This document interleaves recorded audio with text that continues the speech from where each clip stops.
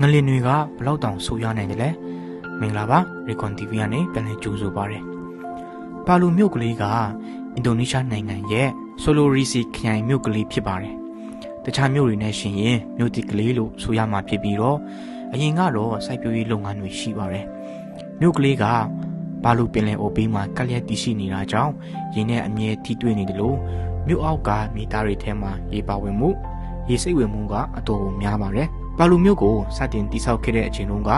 မြို့ပြတည်ဆောက်ပုံအမှားတွေအများကြီးရှိပါတယ်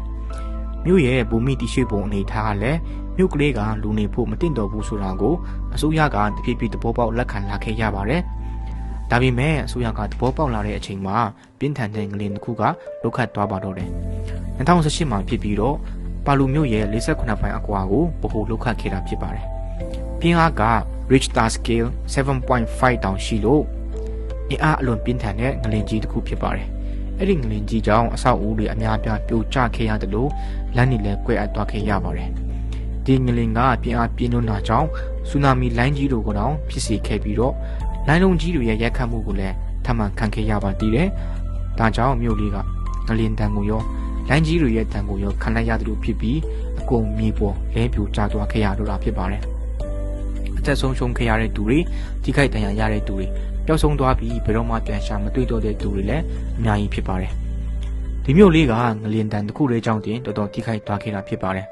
အဆောက်အဦတွေပြိုကျတာအပြင်နောက်ထပ်ဆိုးကျိုးကြီးတစ်ခုရှိပါသေးတယ်အဲ့ဒါကတော့မိသားကအဲ့ဒီမြို့ပေါ်မှာလူနေအိမ်ယာတွေပြန်ပြီးဆောက်ဖို့မဖြစ်နိုင်တော့လောက်အောင်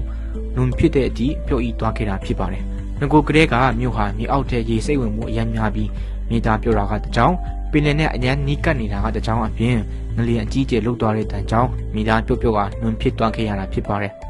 မြို့ကိုဆောက်ကလေးကမဆောက်တဲ့မိသားပြုတ်ပေါ်မှာစောက်ထားခဲ့မိတဲ့အမှားလဲပါပါတယ်ဒါကြောင့်ဒီမြို့လေးကိုအင်ဒိုနီးရှားအစိုးရကကယ်ဆယ်ရေးတွေလုပ်ခဲ့ပြီးမြဲပြန်ထူထောင်ရေးတွေမလုပ်တော့ပဲပိုပြီးတင့်တော်တဲ့အနည်းအပါးကနေရာတစ်ခုမှာရွှေ့ပြောင်းဆောက်လုပ်နေထိုင်စေပြီးတော့တဘာဝပေးထပ်မှန်မကြအောင်စီမံခဲ့ရတာဖြစ်ပါတယ်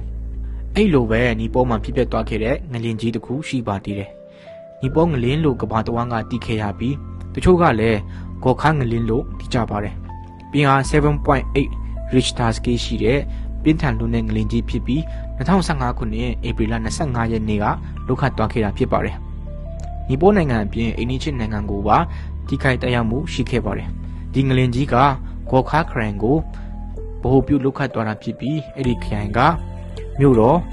ခတ်မန်ဒူနဲ့မိုင်90လောက်ပဲဝေးပါတယ်။ဂေါ်ခါမှာတော့အလုံးအပြည့်အစည်းကြီးပဲဖြစ်သွားခဲ့ရပါတယ်